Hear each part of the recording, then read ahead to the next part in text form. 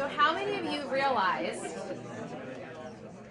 realize that your tribe is more important than your lane? One. Anybody else? Only one person.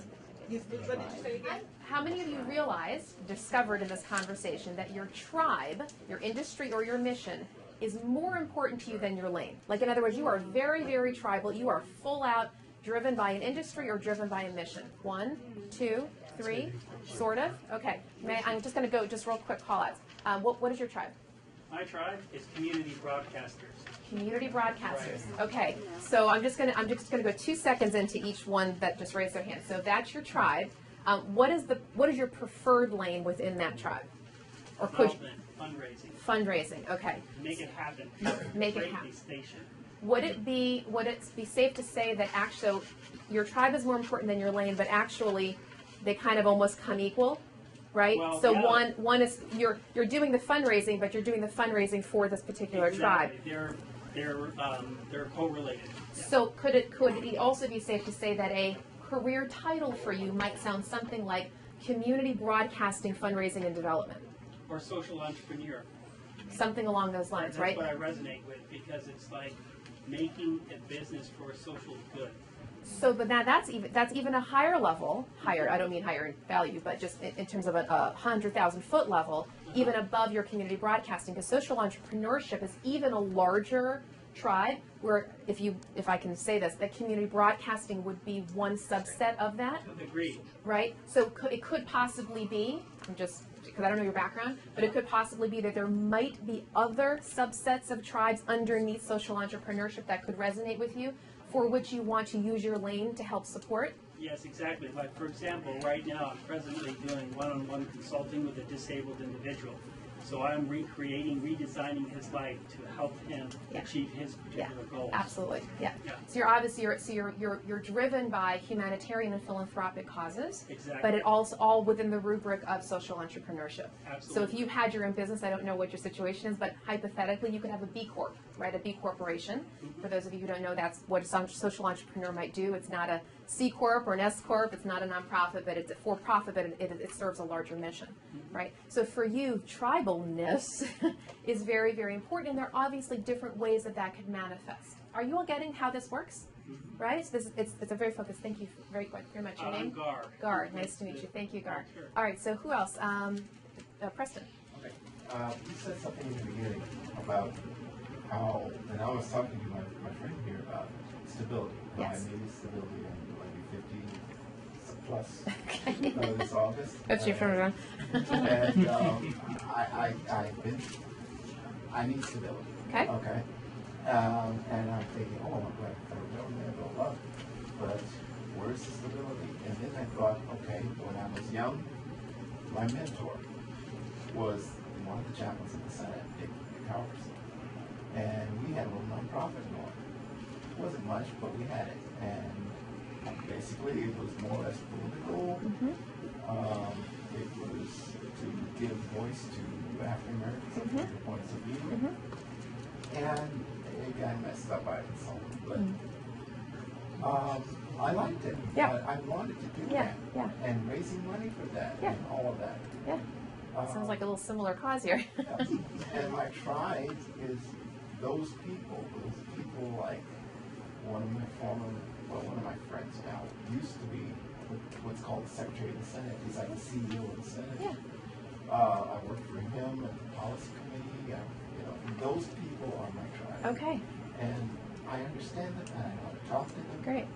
And I like to be effective. So that could be it. So if that's a tribe, so for some of you might have a similar situation, right, where maybe you had a tribe that you need to revisit. Maybe you need to almost resurrect the tribe and go out and find reconnect, right? So someone like Gar, I think, sounds like you're already in your tribe. You're doing what you're doing. Maybe in your case you've been there.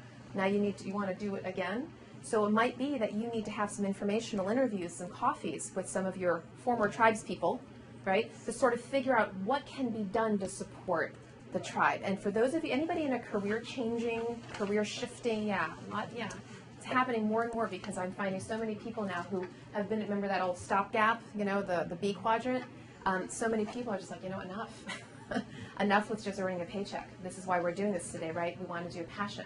And so if you're doing the career shifting, this is something to actually focus on. If you have a tribe or a former tribe that you may want to reconnect with, those are the people that can help you figure out what it is and how to do that next step. Okay. Washington, D.C. is transitory. We are transitory right here. That's true. So sometimes your people might have flown the coop, but there's always LinkedIn and Facebook. So real quick, lane people. How many of you are absolutely lane people? You just know it, right? Okay, Ellen, what's your lane? Marketing. Marketing. Okay. Can I get a little more specific? So Sure. So I've done marketing for telecom companies, software companies, and then I went into nonprofit, worked at AARP, and then I worked for an educational nonprofit. So I can take the marketing skill set and I can apply it. Translate it over to the different tribes. Do you have, now I'm going to get one more level deeper. So I know that marketing, because I'm a closet marketer, it goes from hither to yon, right? You've got your market research over here, you got your graphic designers over here, and everybody in between. Do you have a particular slice of your lane that you focus on? So I specialize in messaging and branding. Messaging and branding. Okay, great. So is there a legacy? I don't need to call you on the spot here. Is there sort of a why? Is there something that you want to help any tribe, any company or organization do with their messaging and branding? Is there kind of a so message? education and outreach is really my sweet spot within that. I like to develop programs that we have white space. They don't know what it is. They just know that they want to go and fulfill that mission for their organization. So it can be a for-profit company, and then it has a nonprofit foundation side to them that wants to fulfill that mission and needs to learn. Okay. So there's even that nonprofit drive to you as well. So it's not even just messaging and branding and just that you're cross-tribal, but that also there's, in almost preferably, that they have some sort of nonprofit arm where you're helping them to find and articulate their voice. Yeah. Okay. Does it? I'm a little confused though about lane and tribe. Sure. So is lane, I'm hearing it more like... It's your career field. It's the what you do. Like a title. Could be almost like a career title. Like I am a meeting planner. Right. I am a human resource generalist. Like that. Okay. And then is there a sense that, that's what I do. Yes. And in some ways, I'm comfortable doing that in a whole range of things as long as that's what I do. Exactly. So almost think of it like a vertical, a career vertical. So for some of you, accounting, HR, whatever, you might that is what you do, but it doesn't really matter per se where you do it. But for other people, it is absolutely about the tribe, the mission, or the industry, and then that might manifest into different kinds of lanes, right? But it's just a way of prioritizing. Was this helpful today? Yes.